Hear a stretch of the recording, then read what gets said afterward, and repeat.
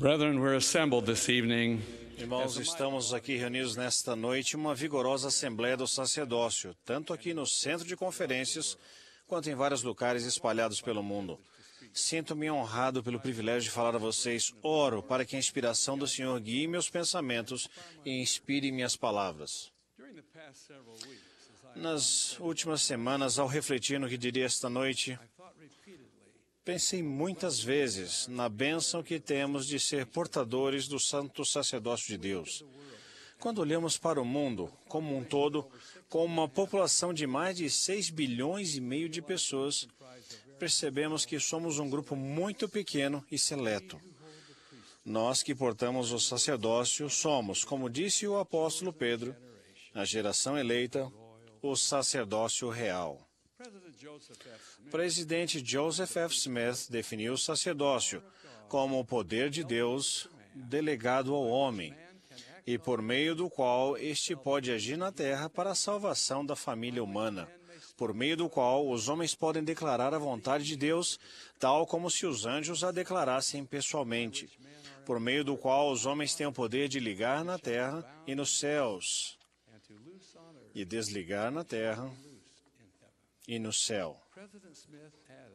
O presidente Smith acrescentou: o sacerdócio é sagrado e precisa ser considerado sagrado pelo povo. Meus irmãos, o sacerdócio é uma dádiva que proporciona não apenas bênçãos especiais, mas também solenes responsabilidades. É nossa responsabilidade conduzir nossa vida de modo que sempre sejamos dignos do sacerdócio que possuímos. Vivemos numa época em que estamos cercados por muitas coisas que tentam induzir-nos a caminhos que podem levar à destruição. É preciso determinação e coragem para evitar esses caminhos. A coragem faz a diferença. Reconheci essa verdade de modo muito vívido e drástico há muitos anos. Eu servia como bispo na época. A sessão geral de nossa conferência de estaca estava sendo realizada no Assembly Hall, na Praça do Templo, em Salt Lake City. A presidência de estaca seria reorganizada. O sacerdócio arônico, incluindo os membros dos bispados, eram responsáveis pela música da conferência. Ao terminarmos de cantar nosso primeiro hino, o presidente Joseph Fielding Smith, que era a autoridade visitante, subiu ao púlpito e leu para voto de apoio os nomes da nova presidência da estaca. Ele indicou o nome do nosso presidente e o presidente Berg, que seria o segundo conselheiro. Eles sabiam sobre seus chamados. Entretanto, depois ele leu o meu nome para ser o segundo conselheiro na presidência da estaca. Eu não sabia disso. As I girded up my loins and prepared to respond, Cingi meus lombos e estava pronto para atender ao chamado de ser conselheiro na presidência da estaca. Eu me lembro a música que tínhamos acabado de cantar. Referia-se à palavra de sabedoria, chamava-se "Tenha coragem, meu rapaz, de dizer não".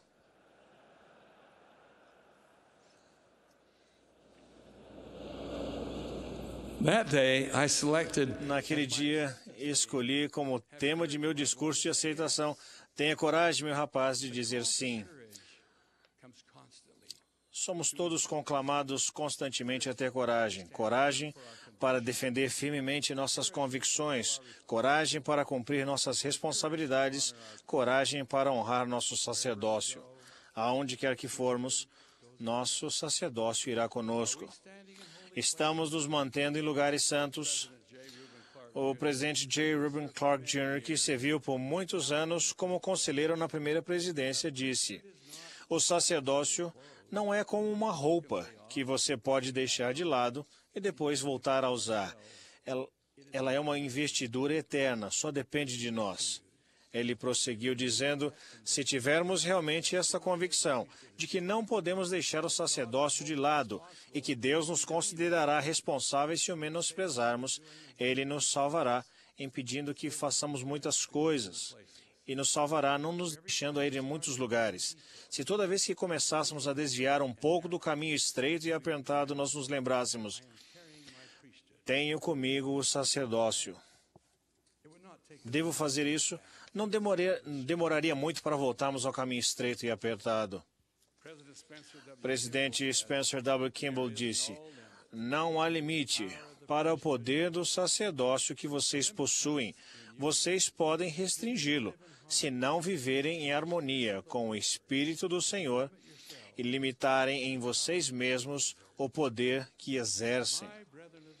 Meus irmãos do sacerdócio, desde o mais novo ao mais velho, será que vocês estão vivendo de acordo com aquilo que o Senhor exige? São dignos de possuir o sacerdócio de Deus? Se a resposta for não, decidam aqui e agora. Reúnam a coragem necessária e façam todas as mudanças exigidas para que sua vida seja o que deve ser. Para navegar em segurança pelos mares da mortalidade, para realizar uma missão de resgate de homens, precisamos da orientação daquele eterno homem do mar, sim, o grande Jeová. Se estivermos cumprindo o que o Senhor nos ordenou, temos o direito de receber sua ajuda. Recebi sua ajuda muitas e muitas vezes durante a minha vida. No final da Segunda Guerra Mundial, completei 18 anos e fui ordenado um elder, uma semana antes de partir para servir na Marinha. O membro do bispado de minha ala estava na estação ferroviária para despedir-se de mim. Pouco antes do horário de partida, ele colocou em minha mão o livro que tenho aqui comigo hoje. Seu título? Manual do Missionário, de 1944. Eu ri e comentei: vou para a Marinha, não para a missão. Ele respondeu: fique com ele mesmo assim. Pode ser muito útil. E foi. Durante o treinamento básico, o comandante de nossa companhia instruiu-nos sobre a melhor maneira de pôr nossas roupas numa grande sacola de marinheiro. Ele aconselhou: se vocês tiverem um objeto duro e retangular que possam colocar no fundo da sacola, suas roupas ficarão mais firmes. De repente, pensei: onde eu posso encontrar um objeto retangular e duro? De repente, lembrei que tinha o objeto retangular perfeito, o Manual do Missionário. Essa foi sua utilidade por 12 semanas, no fundo da minha sacola de marinheiro. Na noite anterior à nossa licença de Natal, nossos pensamentos estavam, como sempre, em casa. Os alojamentos estavam silenciosos. De repente, percebi que meu amigo do beliche ao lado, um membro da igreja, Leland Merrill, estava gemendo de dor. Perguntei: qual o problema, Merrill? Ele respondeu: estou me sentindo mal, muito mal. Aconselhei-o a procurar a farmácia da base, mas ele respondeu que isso o impediria de voltar para casa no Natal. Então eu sugeri que ele ficasse quieto para que não acordasse a todos. As horas se passaram. Seus gemidos se tornaram mais fortes. Então, em desespero, ele sussurrou: Monson, você não é um elder? Respondi que eu era. Ao que ele respondeu: dê-me uma bênção. Fiquei muito consciente do fato de que nunca dera uma bênção. Nunca tinha recebido uma bênção. Nunca tinha visto uma bênção ser dada. Minha oração a Deus foi um pedido de ajuda. A resposta veio: olhe no fundo de sua sacola de marinheiro. Assim, às 2 da manhã, esvaziei no chão o conteúdo da sacola. Peguei então, sob a luz da lua, aquele objeto duro e retangular, o Manual do Missionário, e li como abençoar os enfermos. Com aproximadamente 120 marinheiros curiosos olhando, dei a bênção. Antes que eu terminasse de guardar as minhas coisas, Leland Merrill estava dormindo como um bebê. Na manhã seguinte, Merrill virou-se sorridente para mim e disse: Monson, fico feliz por você ter o sacerdócio. Sua felicidade só era superada por minha própria gratidão. Gratidão não apenas pelo sacerdócio, mas por ter sido digno de receber a ajuda que pedi no momento de necessidade para exercer o poder do sacerdócio. Irmãos, nosso Senhor e Salvador disse: vem e segue-me. Se aceitarmos seu convite e seguirmos seus passos, Ele guiará nossos caminhos. Em abril de 2000, senti esta orientação. Recebi um telefonema de Rosa Salas Gifford, que eu não conhecia.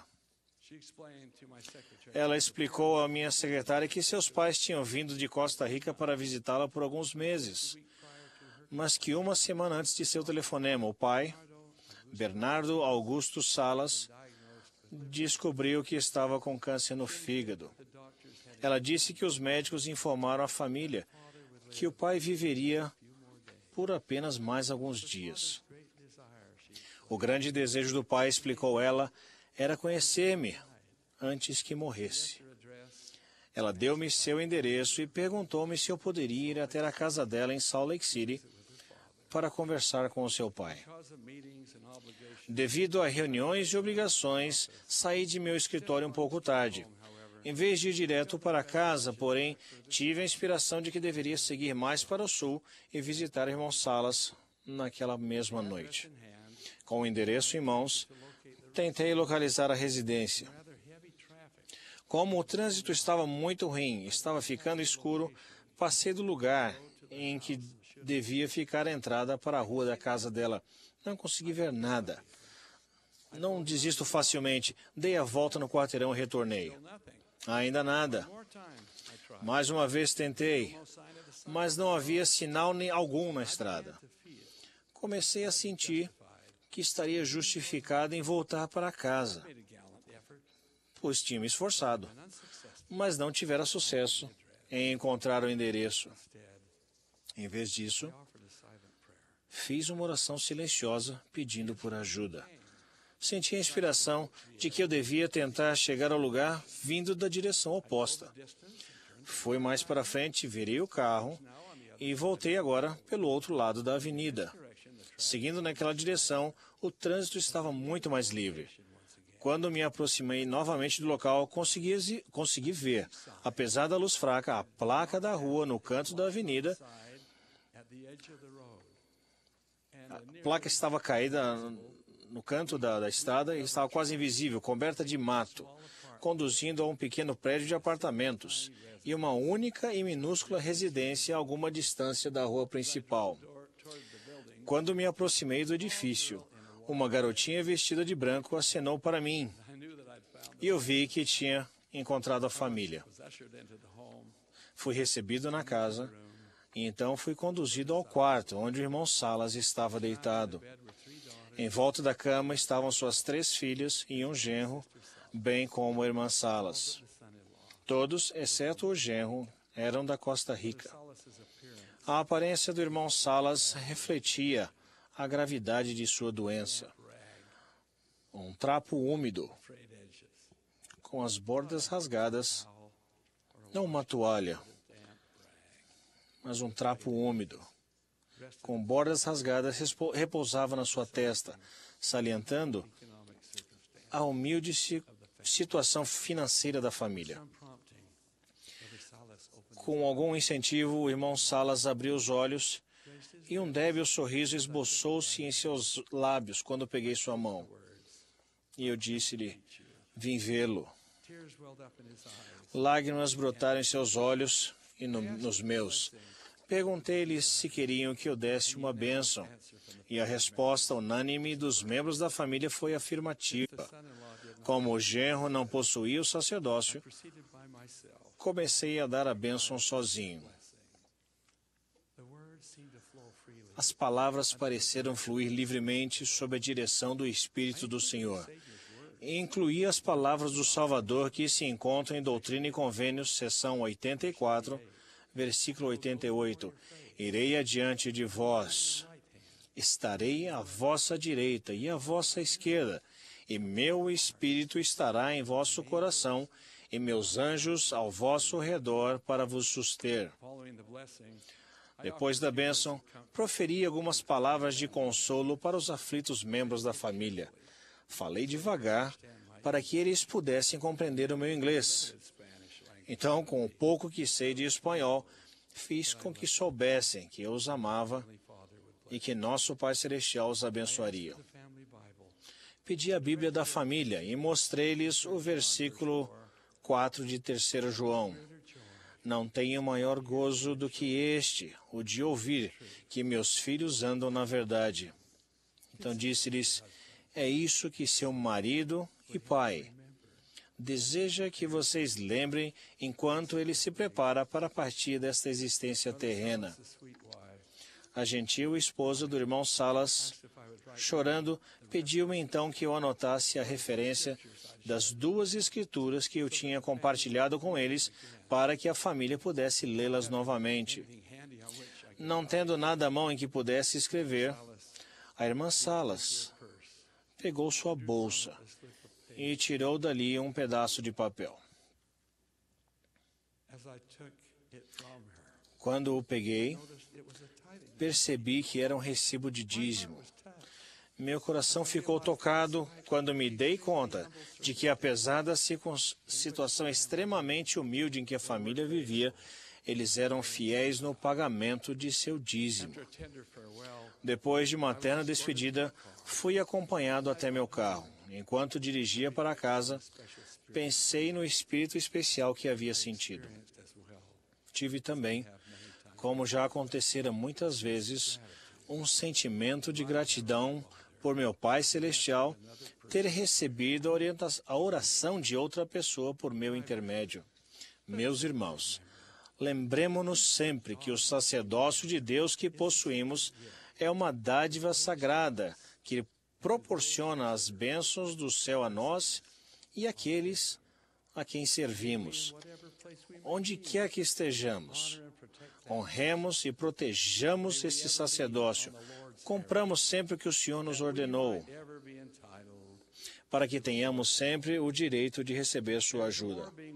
Há uma guerra sendo travada pela alma dos homens, pela sua e pela minha. Ela prossegue sem trégua.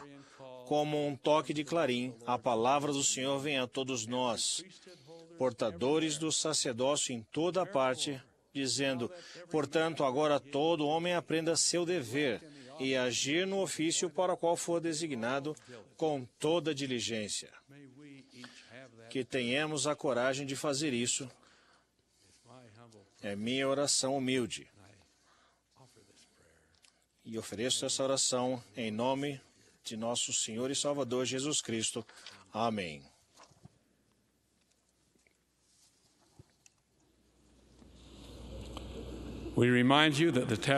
Lembramos a todos que o programa do Coro do Tabernáculo será transmitido das 12h30 às 13 horas, horário de Brasília. A sessão da manhã de domingo terá início logo após. Expressamos nossa profunda gratidão ao Coro do Sacerdócio da Universidade Brigham Young pela linda música que nos apresentou nesta noite. Para encerrar esta sessão, teremos como orador o presidente Gordon B. Hinckley, nosso amado profeta. Depois das palavras do presidente Hinckley, o coro cantará Amo o Senhor. A oração de encerramento será então oferecida pelo Elder Paul V. Johnson, dos 70. Presidente Hinckley.